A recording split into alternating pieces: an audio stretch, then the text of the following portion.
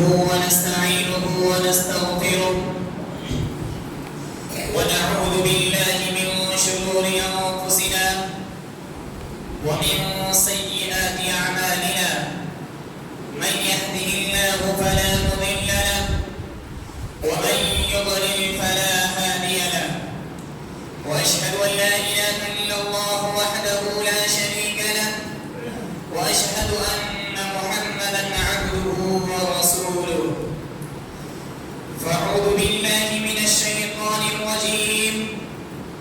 بسم الله الرحمن الرحيم يا أيها الذين آمنوا اتقوا الله حق تقاته ولا تموتن إلا وأنتم مسلمون يا أيها الناس اتقوا ربكم الذي خلقكم من نفس واحدة وخلق منها زوجها وبث منهما رجالا كثيرا ونساء واتقوا الله الذي تساءلون به والأرحام إن الله كان عليكم رقيبا يا أيها الذين آمنوا اتقوا الله وقولوا قولا سديدا يصلح لكم أعمالكم ويغفر لكم ذنوبكم ومن يطع الله ورسوله فقد فاز فوزا عظيما بسم الله الرحمن الرحيم قاف والقرآن المجيد بل عجبوا أن جاءهم منذر منهم فقال الكافرون هذا شيء عجيب أإذا متنا وكنا ترابا ذلك رجع بعيد قد علمنا ما تنقص الأرض منهم وعندنا كتاب حفيظ بل كذبوا بالحق لما جاءهم فهم في أمر مريج أفلم ينظروا إلى السماء فوقهم كيف بنيناها وزيناها وما لها من فروج والأرض مددناها وألقينا فيها رواسي وأنبتنا فيها من كل زوج بهيج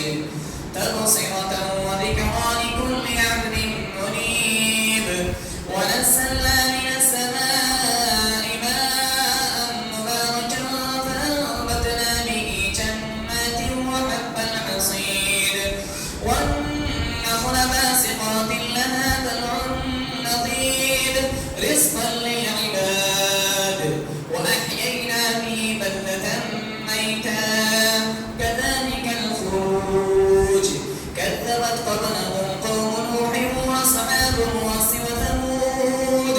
وعاد وفرعون وإخوان لوط وأصحاب الأيكة وقوم تبع كل كذب الرسل فحق وعيد أفعينا بالخلق الأول بل هم في لبس من خلق جديد وقال الله تعالى في مقام آخر واعلموا أنما أموالكم وأولادكم فتنة وقال الله تعالى في مقام آخر يا أيها الذين آمنوا قوا أنفسكم وأهليكم نارا وقودها الناس والحجارة وقال النبي صلى الله عليه وسلم كلكم راع وكلكم مسؤول عن رعيته متفق عليه أما بعد فإن خير الحديث كتاب الله وخير الهدي هدي محمد صلى الله عليه وسلم وشر الأمور محدثاتها وكل محدثة بدعة وكل بدعة ضلالة وكل ضلالة في النار رب اشرح لي صدري ويسر لي أمري واحلل عقدة من لساني يفقهوا قولي رب زدني علما اللهم إنا نعوذ بك من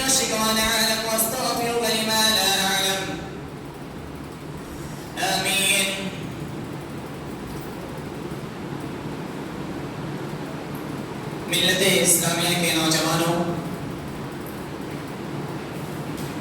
عزیز دوستوں اور چھوٹے چھوٹے بچوں اور محترم حاضرین جمعہ، ہم سب سے پہلے اللہ رب العالمین کا بے حد شکریہ ادا کرتے ہیں کہ اس نے مجھے یہ توفیق دی کہ میں آپ تمام کے بیچ آ کر خطبہ جمعہ کی مناسبت سے کچھ دین کی باتیں بتاؤں۔ کتاب اللہ اور احادیث نبویہ میں جو باتیں ذکر کی گئی ان میں سے کسی ایک موضوع کو لے کر، کسی ایک مسئلے پر لے کر آپ کے بیچ حاضر ہوں اور اسی کتاب اللہ اور سنت نبوی کی روشنی میں کچھ باتیں آپ تمام کے بیچ رکھوں۔ اور اللہ رب العالمین کا اس لیے بھی شکریہ ادا کرتا ہوں کہ اللہ رب العالمین نے اس دنیا میں بے شمار مخلوقات کو پیدا کیا اور ان بے شمار مخلوقات میں سے ہمارا کو اشرف المخلوقات بنایا، اور اسی اشرف المخلوقات میں سے سب سے بڑی عظیم نعمت یا دولت کہہ سکتے ہیں کہ اللہ رب العالمین نے ہمیں امت محمدیہ میں پیدا کیا۔ اس کے بعد لاکھوں کروڑوں درود ہم بھی تمام انبیاءوں پر، خصوصاً انبیاء کے اس آخری کریم تاجدار مدینہ رحمت للعالمین احمد مصطفیٰ صلی اللہ علیہ وسلم پر۔ اللهم صل على محمد وعلى آل محمد كما صليت على إبراهيم وعلى آل إبراهيم إنك حميد مجيد اللهم بارك على محمد وعلى آل محمد كما باركت على إبراهيم وعلى آل إبراهيم إنك حميد مجيد۔ اس لیے بھی کہ اس نے اس آخری قریب حضرت محمد صلی اللہ علیہ وسلم نے ہم تک دین اسلام، جو اللہ کا سب سے پیارا اور مذہب دین اسلام، ان الدین عند اللہ الاسلام کو لے کر ہم تک پہنچایا۔ محترم حاضرین جمعہ، خطبہ مسنونہ کے بعد دو قرآن کریم کی آیتوں میں سے دو جگہ سے بریک تلاوت کی گئی، اسی طرح اللہ کے نبی صلی اللہ علیہ وسلم کی حدیث پڑھی گئی۔ اس آیت کے پیش نظر اور اس حدیث کے پیش نظر انشاءاللہ میں اپنی باتوں کو رکھوں گا آپ تمام کے سامنے، جس کا موضوع کہ تربیت اولاد میں نبی کریم صلی اللہ علیہ وسلم کی رہنمائی، ارشادات، یعنی یہ ایسا موضوع جو سماج ہی نہیں بلکہ معاشرہ ہی نہیں بلکہ قوم ہی نہیں بلکہ ہر گھر کا ایک مسئلہ ہے، ایک ایسا موضوع جو تقریباً ہر گھر میں اس کی اہمیت و ضرورت ہے، اور یہ اس کی اہمیت اور یہ موضوع اتنی ہی پرانی تاریخ ہے اس موضوع کی جتنی بنی نوع انسان کی ہے، کیونکہ اللہ رب العالمین نے قرآن کریم میں کہا وَجَعَلْنَا لَكُم مِّنْ أَزْوَاجِكُمْ بَنِينَ وَحَفَدَةً،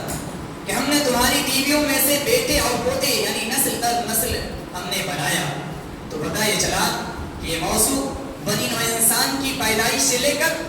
اور تا قیامت تک اس مسئلے کا یہ مسئلہ درپیش آتا رہتا ہے۔ تو آپ جانتے ہیں کہ یہ اولاد اللہ رب العالمین کی عظیم نعمت ہے۔ ویسے تو دنیا میں اللہ رب العالمین کی بہت ساری نعمتیں ہیں، میں یہ دعویٰ کر کے کہہ سکتا ہوں رب کعبہ کی قسم کہ دنیا میں کوئی بھی انسان، بلکہ کوئی انسان تو دور کی بات، دنیا میں کوئی بھی جاندار چیز اللہ رب العالمین کی نعمت کے بغیر وہ اس دنیا میں جی نہیں سکتا۔ یعنی اللہ رب العالمین کی نعمتوں سے ہر وقت ہر جاندار، ہر انسان فیضیاب ہوتا رہتا ہے، اس سے فائدہ اٹھاتا رہتا ہے۔ اللہ رب العالمین کی انہی عظیم نعمتوں میں سے یا ایک عظیم دولتوں میں سے ایک عظیم دولت یہ اولاد ہے۔ اس عظیم دولت کو اللہ رب انبیاء علیہ السلام نے اللہ رب العالمین سے مانگا، اللہ رب العالمین سے دعا کی اور اللہ رب العالمین نے بطور ہبہ کے طور پر، بطور ہدیہ، بطور تحفہ اولاد انبیاء علیہ السلام کو دیا۔ دنیا کی نعمتوں میں سے انبیاء السلام نے اس کا طلب کیا، اس کا مطالبہ کیا اپنے رب سے۔ آپ دیکھیں ابراہیم علیہ السلام کو اللہ رب العالمین نے کہا وَوَهَبْنَا لَهُ إِسْحَاقَ وَيَعْقُوبَ نَافِلَةً وَكُلًّا جَعَلْنَا صَالِحِينَ، کہ ہم نے ابراہیم علیہ السلام کو یعقوب اور بطور اسحاق علیہ السلام کو نفلی طور پر یعنی بطور زیادہ دیا، اور ہم نے اسے نیک صالح بنایا۔ آپ زکریا علیہ السلام کو دیکھیں، اللہ تبارک و تعالیٰ کہتا ہے وَوَهَبْنَا لَهُ يَحْيَىٰ، ہم نے یحییٰ زکریا علیہ السلام کو یحییٰ عطا کی۔ اسی طرح مریم علیہ السلام کو دیکھیں، اللہ تبارک و تعالیٰ کہہ رہا ہے ان اللہ یبشرک بکلمۃ منہ اسمہ المسیح عیسی ابن مریم،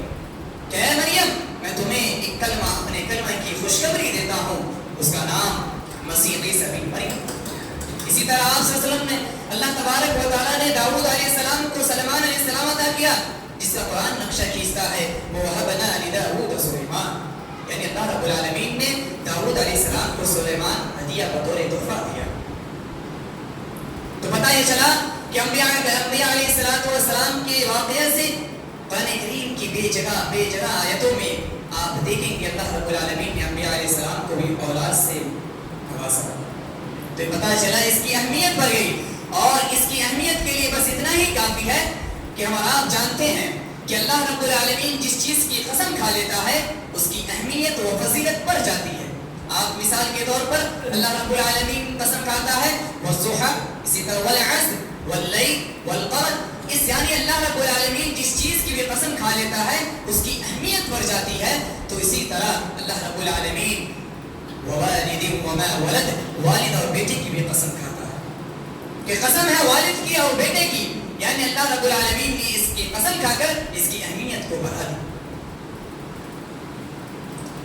حاضرین، جب ہم کو یہ ہمارا آپ کو پتہ چلا کہ اس کی اہمیت، اولاد کی اہمیت اور ایک عظیم نعمت ہے، تو ہمارا آپ کو سب سے پہلا عمل کیا کرنی چاہیے کہ ہمارے اور آپ کو سب سے پہلے انبیاء علیہ السلام کی زندگی کو پڑھنی چاہیے، قرآن کے تفاسیر ترجمے کو پڑھنی چاہیے کہ ہمارا آپ جب اولاد مانگے تو کس طرح اولاد مانگے، اولاد جب مانگے تو کس طرح مانگے۔ آپ دیکھیں ابراہیم علیہ السلام کی، ابراہیم علیہ السلام دعا کر رہے اور ہمیں وہ دعا سکھا کر گئے کہ رب ہب لی من الصالحین، اے رب تو مجھے ایک نیک صالح اولاد عطا کر، یعنی ایک لڑکا جو صالح ہونی چاہیے، صرف لڑکا ہی نہیں بلکہ صالح ہونی چاہیے، نیک ہونی چاہیے۔ اسی طرح آپ زکریا علیہ السلام کو دیکھیں، وہ کہہ رہے ہیں رب ہب لی من لدنک ذریۃ طیبہ، اے میرے رب تو اپنی طرف سے مجھے ایک پاک، ایک نیک صالح لڑکا یعنی تو ذریت عطا کر۔ انبیاء علیہ السلام بھی جب تو اولاد کے لیے دعا، ایک نبی ہو کر جب دعا مانگ رہا ہے تو وہ نیک صالح اولاد کی تمنا کر رہا ہے، تو ہم آپ کو تو اس سے بھی زیادہ اولاد کی دعا کے لیے نیک اولاد کی تمنا زیادہ کرنی چاہیے۔ جب ہمارا نیک اولاد کی دعا کی، تمنا کی، اللہ رب العالمین نے وہ نیک صالح اولاد عطا کر دی، تب اس کی تربیت اسلامی نقطہ نظر سے یا اسلامی تعلیمات کی بنیادی پر ہونی چاہیے۔ اسلام نے جو ہمیں بتایا، جو کتاب اللہ نے جو ہمیں تعلیم دی، اور جو احادیث نبویہ صلی اللہ علیہ وسلم میں جو تربیت ملتی ہے ان کو دیکھنا چاہیے۔ تو سب سے پہلے ہمارا اپنی اولاد کو جو تربیت دے، جو تعلیم دے، وہ سب سے پہلے توحید کی تعلیم دے۔ آپ قرآن کھولیں، سورہ لقمان کو کھول جائیں، آپ دیکھیں لقمان علیہ السلام اپنے بیٹے کو وصیت کر رہے ہیں، اپنے بیٹے کو نصیحت کر رہے ہیں، اور ہم آپ کو بھی چاہیے کہ اپنی اولاد کو سب سے پہلے یہ تعلیم دے۔ کہہ رہے ہیں لقمان علیہ السلام یا بنیا، اے میرے بیٹو، نصیحت کا یہ انداز دیکھیے، قرآن نے اس اسلوب کو کھینچ لیا، اس اسلوب کو لیا، اور دیکھیے نصیحت کا انداز دیکھیے، یا بنیا، اے میرے بیٹے، لا تشرک باللہ، اللہ کے ساتھ کسی کو شریک نہ ٹھہرانا، اللہ کے ساتھ کسی کو شریک نہ بنانا، ان الشرک لظلم عظیم، اس لیے کہ شرک سب سے بڑا ظلم ہے۔ پتہ یہ چلا اس کے اندر توحید کی اہمیت کو بتانا ہے، اولاد کے دلوں میں خالق کی جو محبت، جو توکل، جو بھروسہ ہے اس کے اندر بیٹھانا ہے، یہ اللہ رب العالمین نے ہمیں سب سے پہلے یہ تعلیم دی۔ اسی لیے شیخ صالح الفوزان حفظہ اللہ، مفتی عام جو مملکت سعودی عرب کے موجودہ مفتی عام ہے، کہتے ہیں اے لوگو سنو علموا اولادکم اپنی اولاد کو جناؤ بتلاؤ یہ سکھلاؤ التوحید کس کو توحید کو سکھاؤ قبل القرآن قرآن سے بھی پہلے یعنی اپنی اولاد کو سکھائے تو قرآن سے پہلے توحید کو سکھائے. آج یہ دیکھا جاتا ہے آج ہمارے معاشرے میں دیکھا جاتا ہے کہ سب سے پہلے جب بچہ بولنے لگتا ہے ہماری اولاد جب بولنے لگتی ہے جب ہمارا بچہ بولنے لگتا ہے کچھ بولنے لگتا ہے تو اسے قرآن سیدھے ہاتھ میں رکھ دیتا نہیں بلکہ اس کو سب سے پہلے توحید سکھائے توحید کی تعلیم دے. اور اس کے بعد شیخ صالح فوزان نے آگے کہا حتی لا یکونوا یحفظون القرآن ایسا نہ ہو کہ وہ قرآن کا تو حافظ ہو جائے وَيَطُوفُونَ بِالْقُبُورِ اور قبروں کا طواف کرنے لگے قبروں کا چکر لگانے لگے. وہ حافظ ہے حافظ قرآن ہے وہ حامل قرآن ہے قرآن کو اپنے سینے میں محفوظ رکھے ہوا ہے لیکن اس نے توحید کو جانا نہیں اس نے توحید کی اللہ کی اہمیت کو جانا نہیں اللہ پر کیا کس طرح بھروسہ توکل اعتماد رکھنی چاہیے اس چیز کو جانا نہیں اور اس نے قرآن کو حفظ کر لیا. تو ایسے نہیں بلکہ توحید کو پہلے جانے. اس لیے شیخ صالح فوزان نے کہا کہ سب سے پہلے اپنی اولاد کو توحید سکھائے قرآن سے بھی پہلے. اس لیے حدیث میں قال جندب بن عبد الله رضی اللہ عنہ قال جندب بن عبد الله رضی اللہ عنہ کہتے ہیں کہ كنا مع النبي صلی اللہ علیہ وسلم ونحن فتيان حزابرة أي قلوب أي أقربنا البلوغ فتعلمنا الإيمان ثم تعلمنا القرآن فازددنا به إيمانا. کہ ہم نبی کریم صلی اللہ علیہ وسلم کے جندب بن عبداللہ رضی اللہ کہتے ہیں کہ ہم نبی کریم صلی اللہ علیہ وسلم کے ساتھ تھے اس حال میں کہ ہم بلوغت کی عمر کو بھی نہ پہنچے تھے ہم بلوغت کے قریب تھے ہم ناعمر تھے تو آپ نے ہمیں سب سے پہلے ایمان سکھایا اس کے بعد قرآن سکھایا. اور قرآن کیوں سکھایا؟ اس لیے کہ قرآن کی وجہ سے ہمارے ایمان میں اضافہ ہو گیا. تو پتہ ہی چلا کہ سب سے پہلے اپنی اولاد کو توحید ایمان سکھائے تب جا کر ہم قرآن ایک کسی میں. ایک اور میں بات یہاں پر دینا چاہتا ہوں کہ ہمارے سماجی معاشرے میں تربیت کے دو پہلو دو نظریے نظر آتے ہیں. ایک پہلا نظریہ یہ ہے کہ ہمارا کے پاس جب اولاد ہوتی ہے تو ہم یہ مستقبل کا یہ سوچتے ہیں کہ یہ میری اولاد مدرسے کو جائے گی یہ میری اولاد کسی جامعے میں جائے گی یہ میری اولاد اسلامی تعلیمات کو سیکھے گی. تو اس کی تربیت شروع سے اسی طرح کرتے ہیں قرآن کی تعلیم دیتے ہیں اس طرح تمام طرح کی تعلیمات تو دیتے رہتے ہیں. کیوں؟ میری اولاد وہ مدرسے میں تعلیم سیکھے. لیکن وہی دوسری طرف جب ہم اپنی اولاد کا یہ مستقبل یہ سوچتے ہیں یہ اپنا نظریہ بناتے ہیں کہ میری اولاد مستقبل میں ڈاکٹر انجینئر یا اس طرح کے یعنی دنیاوی علم میں جائے گی میری اولاد تو اس کی پرورش اسلامی تعلیمات سے ہٹ کر کرتے ہیں. ایسا نہیں بلکہ دونوں کی تربیت اسلامی نقطۂ نظر سے ہونی چاہیے اسلامی تعلیمات پر ہونی چاہیے. جس طرح آپ اپنی اولاد کو مستقبل میں مدارس میں بھیجنے کے لیے تربیت کر رہے ہیں ٹھیک اسی طرح اس سے کہیں زیادہ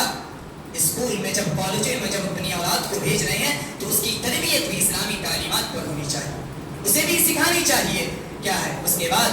اللہ کی تعلیمات کو جب ہو جائے تو بتانا چاہیے اے میرے بیٹے اے میرے بچوں نماز کی پرورش کرنا نماز کی اہتمام کرنا کیونکہ نماز دین کا ستون ہے. اللہ کے نبی صلی اللہ علیہ وسلم نے فرمایا مروا ابناءکم بالصلاۃ لسبع سنین کہ اے لوگوں تم اپنی اولاد کو حکم دو نماز پڑھنے کی جب وہ 7 سال کے ہو جائے 7 سال کے جب آپ کا بچہ ہو جائے تو اسے نماز کی حکم دے اور جب وہ 10 سال کے ہو جائے اگر وہ نماز نہ پڑھے تو اسے مارے ایک تنبیہ طور پر ماری جائے. یعنی اللہ کے نبی صلی اللہ علیہ وسلم نے نماز کی اس نماز کی اہمیت کو بتائے. یہ صرف مدارس میں جا کر یہ بچے نہ سیکھے بلکہ اس تعلیمات کو نماز کی اہمیت کو بچپن ہی سے دکھائیں. آپ دیکھیں کہ اللہ کے نبی صلی اللہ علیہ وسلم اس دار فانی سے جا رہے ہیں اس دار فانی سے کچھ کرنے کے وقت قریب ہے یعنی موت کے وقت قریب پہنچ چکے ہیں. اللہ کے نبی صلی اللہ علیہ وسلم کہہ رہے ہیں الصلاۃ اے میری امت کے لوگوں نماز کا خیال رکھنا. پتہ یہ چلا نماز کی اہمیت ہے. اسی طرح کی اہمیت اپنی اولاد کو بچپن ہی سے تعلیم دینا ہے. ایک اور رویہ ہمارے سماج و معاشرے میں دکھتا ہے یہ نظریہ دکھتا ہے کہ ہم اپنے بچوں کی تربیت جو والدین سب سے بڑی غلطی یہ کرتے ہیں کہ بچوں کی تربیت اس وقت کرتے ہیں جب وہ بچہ انہیں کے ہاتھوں سے نکل جاتا ہے. یہ صرف یہ جملہ کہہ کر ٹھیک اسی طرح کہ جس طرح کوئی لڑکی ہے جس کو پردہ کرنے کا اللہ رب العالمین نے فرض قرار دیا حکم دیا کہ عورتوں کی جماعت تم پردہ کرو لیکن بچپن سے اس کو پردہ کی اہمیت کو نہیں بتایا، اسے حکم نے دیا، اور یہ صرف یہ جملہ کہتے ہیں ابھی تو بچی ہے، اور یہ کہتے ہیں ابھی تو بچہ ہے، اسے کیا تربیت کرے، بلکہ تربیت اسے بچپن ہی سے کرنی چاہیے۔ یہی بچہ ابھی بچے یا بچی بول کر بعد میں جا کر یہ اولاد، یہ والدین کے ماتحت سے نکل جاتی ہے یہ اولاد۔ تو ہماری تربیت اللہ کے رسول صلی اللہ علیہ وسلم کے بتائے ہوئے طریقے، اسی طرح جب اللہ کے حقوق کو بتا دیے تو مخلوقات میں سے سب سے حقوق جو اللہ کے نبی صلی اللہ علیہ وسلم کا حقوق ہے ان کو بتلانا چاہیے، اس کی تعلیم دینی چاہیے اور بتانا چاہیے کہ یہ نبی کون ہے، یہ انبیاء کے جو آخری کڑی ہے ان کا کیا مقام ہے اور ان کی اہمیت اور اس کا کیا مقام و مرتبہ ہے۔ آپ بتائیں، اپنی اولادوں کو یہ تعلیم دے کہ اللہ کے نبی صلی اللہ علیہ وسلم اس دنیا کے آخری نبی ہیں، یہ آخری ان کا ایک فرمان اللہ کی طرف سے وحی کی گئی ہے، ان کی تمام باتیں قول ہے، حق ہے، صادق ہے، وہی دین ہے، وہی اسلام ہے، اس کی تعلیم بھی دینا ہے، اس کی تعلیم بھی دینا ہے کہ اللہ کے نبی صلی اللہ علیہ وسلم اللہ کے بندے اور اس کے رسول ہیں۔ یہ بھی تعلیم بچوں سے ہی اس کے دل میں محبت، نبی کی محبت کو بھی بیٹھانی چاہیے۔ اسی طرح جب نبی کی محبت کو وہ پہچان لے ہماری اولاد، تب اس کو بتلائیں، صحابہ کرام رضی اللہ عنہم اجمعین کے حقوق کو بتائیں، جیسا کہ امام مالک رحمہ اللہ کا یہ قول بہت ہی پیارا قول ہے۔ اس قول کو ہم اپنے سامنے میں اگر رکھیں تو اولاد کی تربیت کرنے میں بہت مددگار ثابت ہو۔ وہ کہتے ہیں کہ کان السلف يعلمون اولادهم حب ابي بکر وعمر كما يعلمونهم السورة من القرآن۔ اللہ اکبر، کہ ہمارے سلف جو تھے وہ اپنی اولاد کو ابو بکر عمر رضی اللہ عنہ سے محبت کرنا اسی طرح سکھاتے تھے جس طرح قرآن کی ایک سورت کو سکھاتے تھے۔ یعنی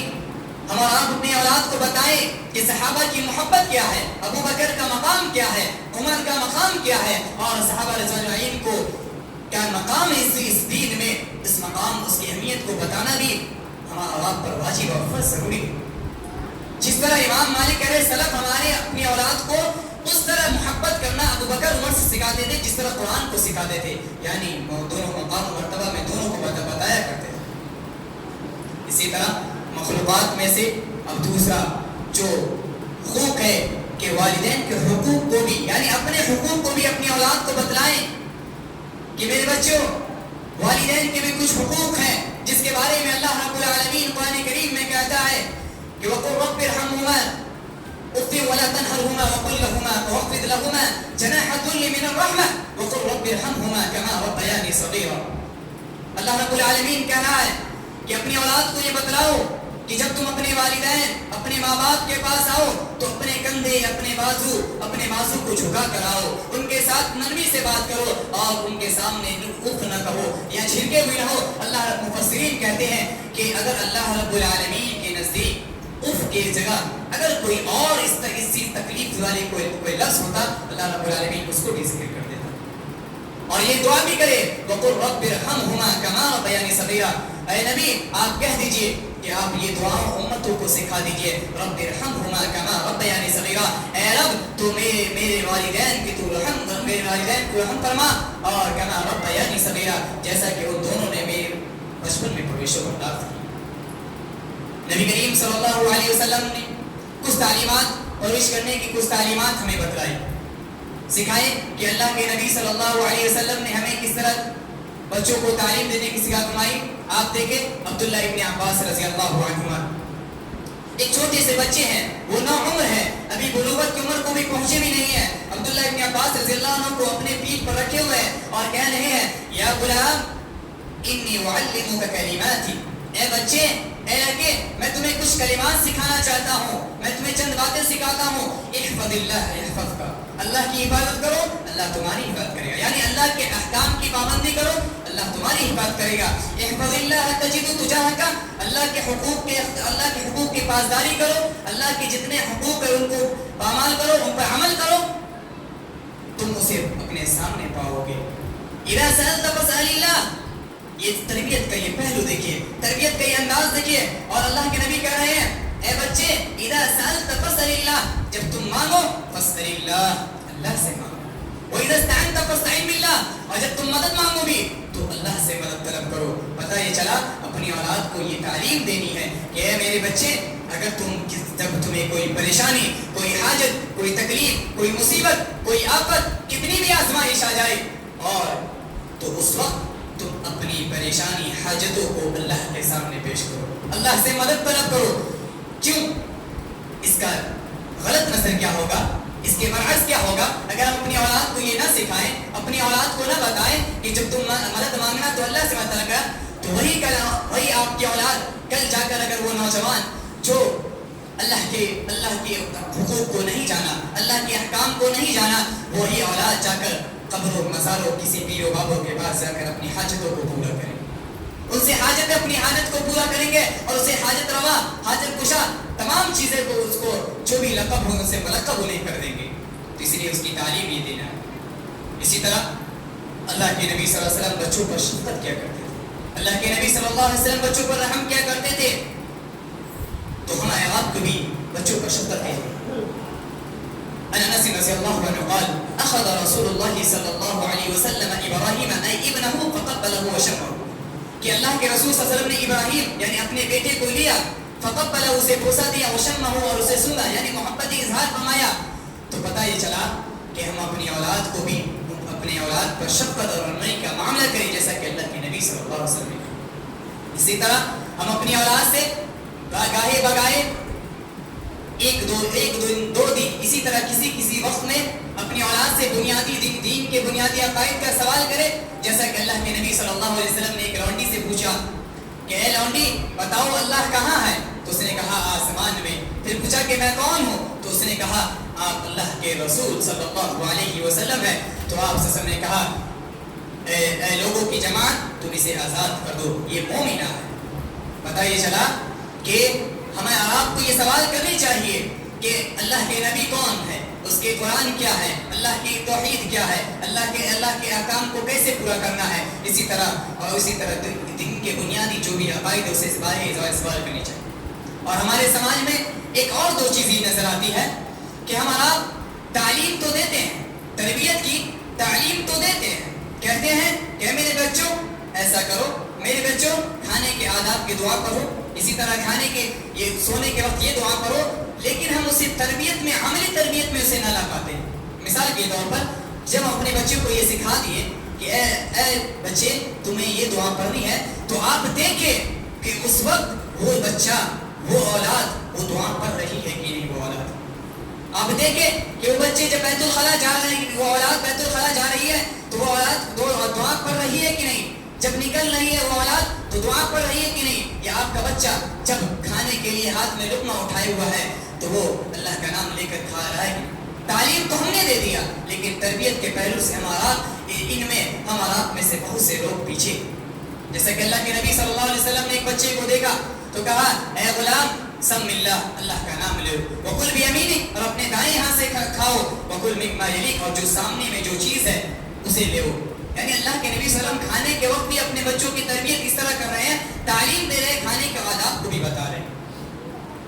اسی طرح جب ہمارا والدین جو لوگ ہوتے ہیں جو آخری وقت اپنی موت کے وقت قریب پر پہنچ جاتے ہیں، تو